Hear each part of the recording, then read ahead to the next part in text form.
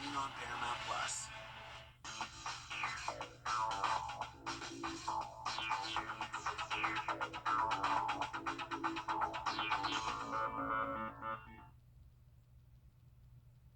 Jackpot game. This is Powerball. Good evening, America.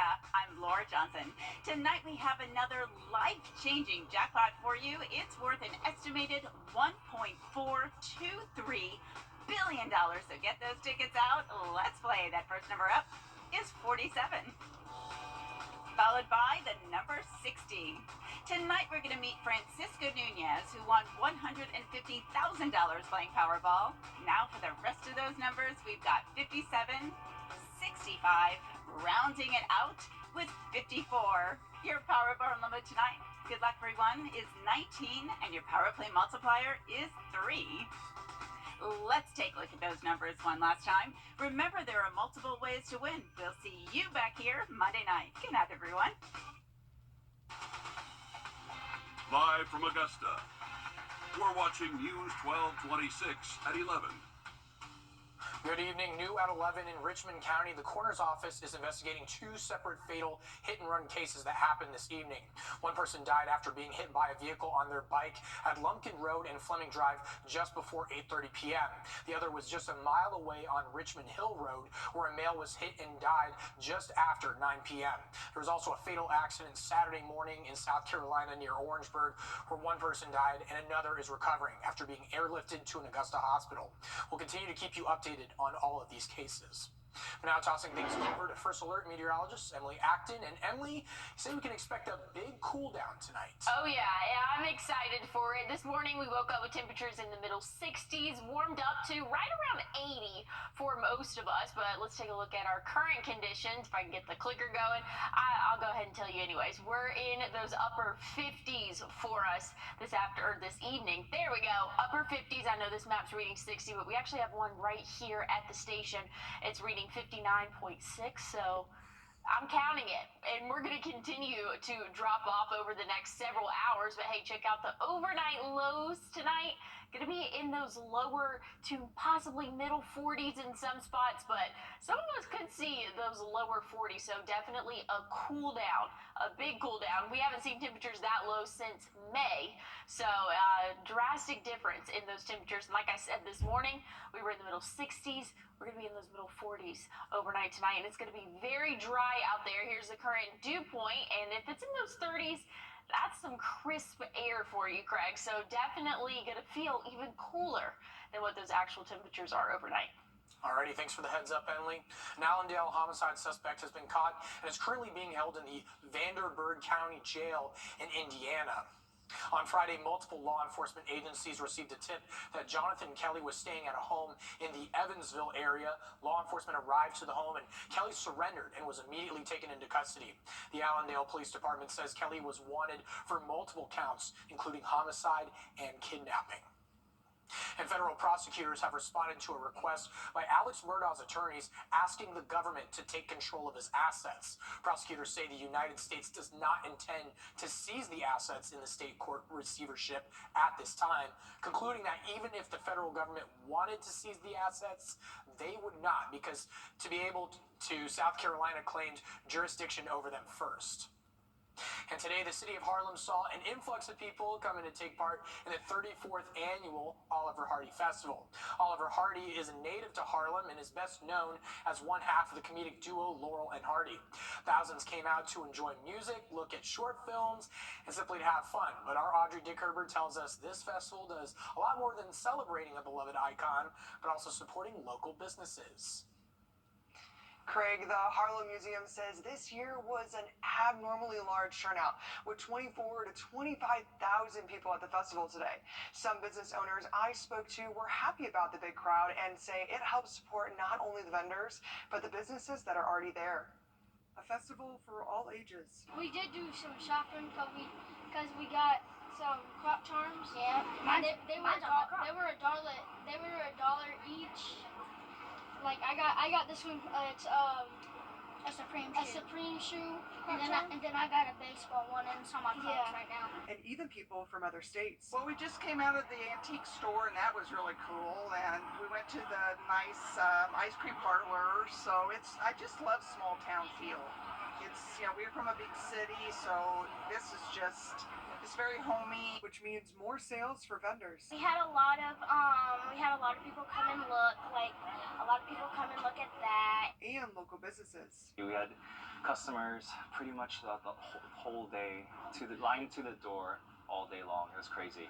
New or old, every business had a crowd. I'm a new business, so I haven't done too many, but the ones that I have done compared to this one is definitely a lot more people here. But being busy is a good thing. These events, I think, really keep a lot of these businesses like afloat. Even it's a lot of business for us, and it's a good opportunity for us.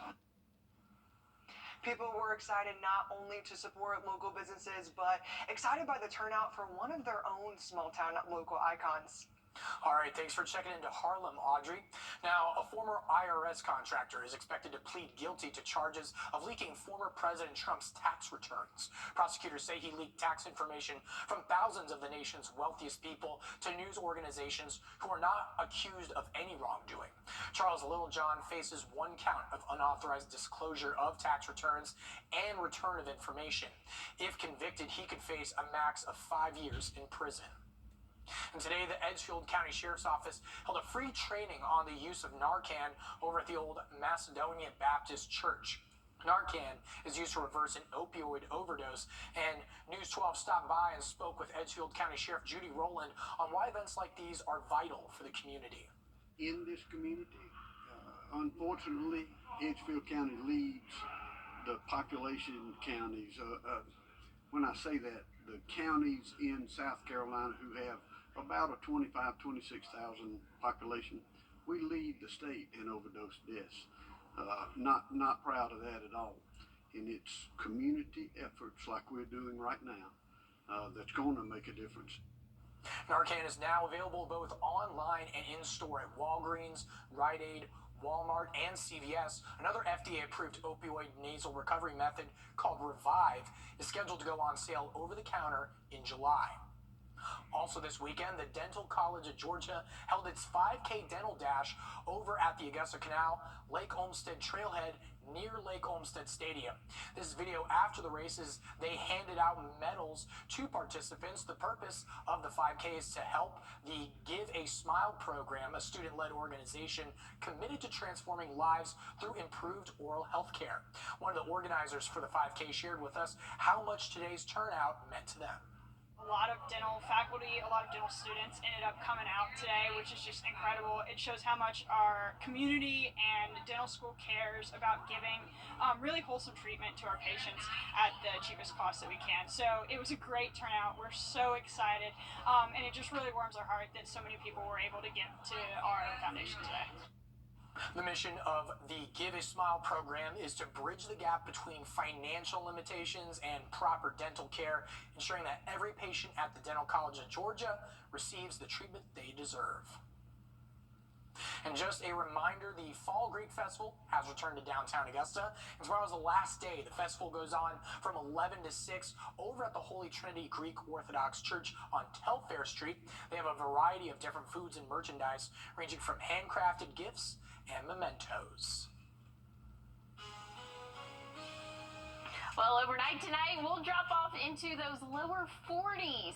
Definitely some cold air in store for us, and I'll have a look at your full forecast coming up soon. And tension between Israel and Hamas. And in Las Vegas, a retired police detective told a grand jury that authorities believed rapper Tupac Shakur's murder and the murder of rapper Biggie Smalls may have been related. Mom told the prosecutor the crimes were related, but not perpetrated by the same individuals. In another grand jury session, Mogg said he believed the suspect in Tupac's murder, Dwayne Davis, spoke publicly about his involvement in the shooting to seek financial gain. Davis, who has been charged with murder, stated he was in the front seat of a white Cadillac when it pulled up alongside Tupac's car and shots rang out from the back seat. Employees at two of the country's largest drugstore chains are demanding change. Some Walgreens employees are doing that by staging a series of walkouts starting next week. Employees say harsh working conditions make it difficult to safely fill prescriptions, and they believe this could put customers at risk. One organizer says it's due to the burdensome prescription and vaccination expectations placed on those pharmacists by corporate management. In a statement, Walgreens acknowledged employees are overworked, and this comes after pharmacy employees walked off the job at multiple CVS stores in Kansas City. And a school administrator in Iowa is back on the job after he was caught on video threatening to shoot students over a prank. The incident happened last week during homecoming week. It's a tradition in the town of Ogden to throw toilet paper all over teachers' trees and homes, but one school administrator was caught on video yelling at the students that he was going to shoot them if they came back. He was initially placed on administrative leave, but the school district announced Friday he has been reinstated. However, the school district also says he's resigning from the job after the end of the school year. Okay, bear with me because this unwanted guest is leaving a lot of people in Florida shocked by its presence. We'll explain after the break.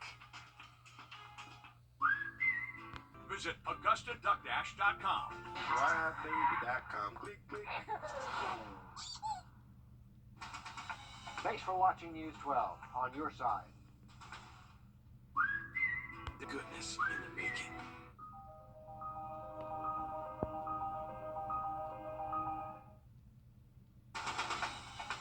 Now, your first alert weather with meteorologist Emily Acton. Well, temperatures overnight going to take a drastic change from what we saw this morning. This morning's lows were in those middle 60s. Overnight tonight we'll drop off into those lower 40s in some spots, but we'll warm back up tomorrow afternoon, only into those low 70s, upper 60s in some spots, but breezy conditions will continue, and this is going to be the coldest air that we've seen since the middle of May, so big cool down in store for us. Right now we're sitting right around that 60-degree mark across the CSRA, but let's check out the temperature change over the past 24 hours. So at this time yesterday, we were 10 degrees warmer here in Augusta. Thompson, 15 degrees warmer. Washington, 16 degrees warmer. So drastic change already, and it's only going to have a bigger difference the longer we go overnight tonight. So again, to start off our Sunday, things are going to be in those lower and middle 60s. This map's a little bit warmer behind us, but conditions are going to be dry and clear. So that's some good news. We'll have plenty of sunshine for our Sunday. We'll warm up to right around 70. Some spots will struggle to get out of those upper 60s, but like I said, plenty of sunshine. We're going to be calm overnight. So to start off our Monday, we can expect temperatures in those low 40s again. Maybe some spots extreme north of the CSRA will see those upper 30s for the overnight lows. So this is all due to this cooler air that has dipped down really into the CSRA already, but it's going to continue to push down overnight tonight, and that's again when we're going to see those cooler temperatures to start off our Sunday, and then that's going to kind of stick around, but not for too long. We are going to see those warmer temperatures again.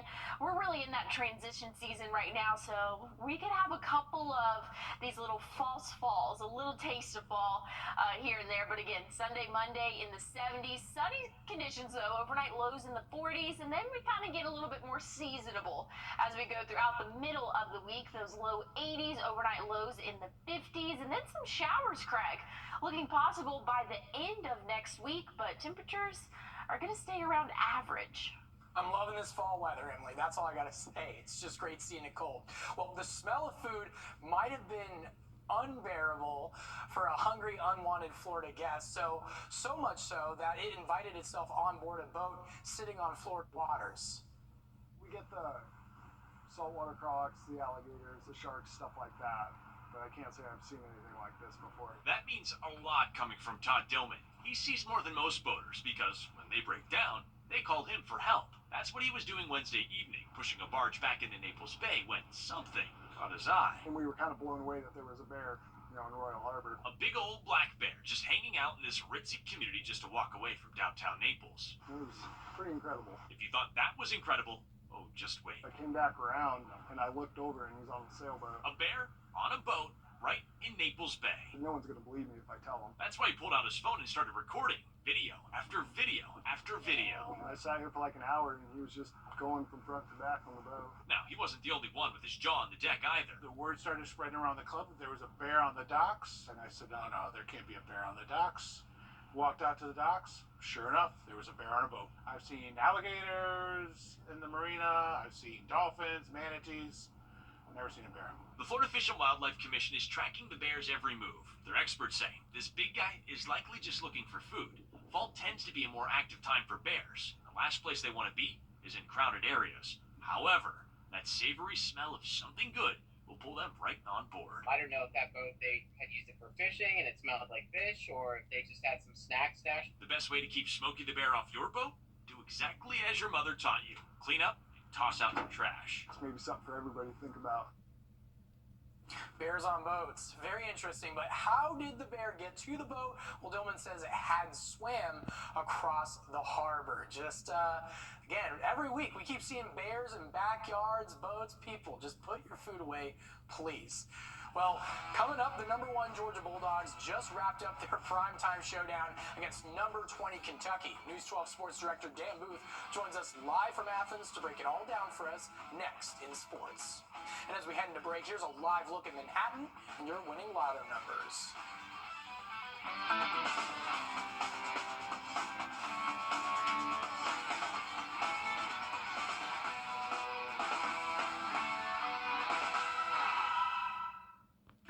First just got faster.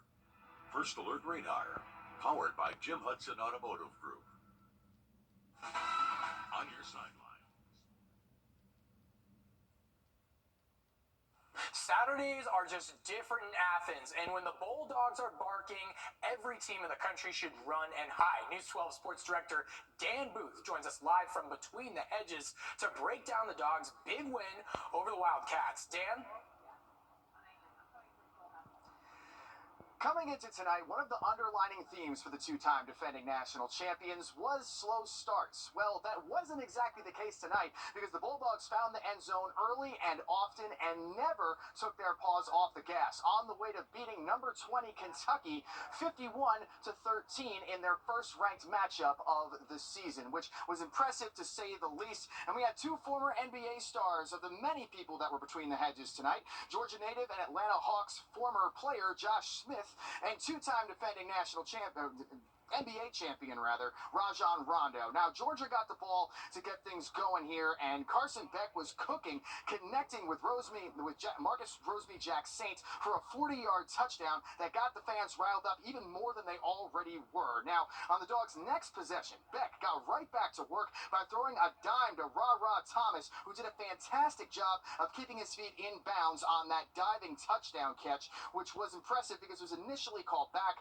They reviewed it, and then it did stand, in fact, as a touchdown. Now, in their first 5 games, the Dogs scored a total of 17 points in first quarters. They scored 14 points in the first quarter tonight, lighting up the scoreboard in a blink of an eye. Georgia was piling it on in the second with touchdowns by Oscar Delp and running back Kendall Milton. The Dogs took a 34-7 lead into the half and went on to win 51-13. Now, people have been saying a lot about Carson Beck's play at the quarterback position this season, but he put on a show tonight. 28 of his 35 passes were connected upon and throwing for 389 yards with 4 touchdown passes. His #1 weapon, Brock Bowers, the man, the myth, the legend, had 7 catches and with 132 yards with also finding the end zone once. Now, the Dogs have been playing with their foot a little bit to start the season with their first 5 games, but they ended up moving to 6-0 with this big win tonight. Now, with this win, Georgia, it now extends their home winning streak to 23 games right here in Athens, which is the longest streak in all of college football, which is something that has been the talk of this team and them wanting to defend their home turf throughout the entire season, and especially during Kirby Smart's era as head coach. Now, the Dogs will be back in action next week when they go to Nashville to take on Vanderbilt, looking to go 7-0 before then coming back to Athens. Now, that's going to do it for now. We're going to have continuing coverage throughout the night and tomorrow as well about everything Georgia Bulldogs as always. So reporting from Sanford Stadium at Dooley Field, Dan Booth on your side. All right, thank you for that, Dan from Athens. Now tossing things over to Emily. How's it looking for weather? Dry conditions throughout the day today, and that's going to continue into our Sunday. I'll have one more look at your forecast after the break. Sonic trick-or-treat blasts. Well, cooler temperatures to start off our Sunday. We'll warm up, though, into those lower 70s, and that's going to be the same story for our Monday. Now, Tuesday, we'll get back into those 80s and some showers possible by the end of our work week, Craig. All right, thanks for that heads up, Emily, and that's all our time here at News 12 at 11. Thanks for watching. I'm Craig Alson, but if you are up early, join Ashley Campbell and Chris Still at 6. Have a good night.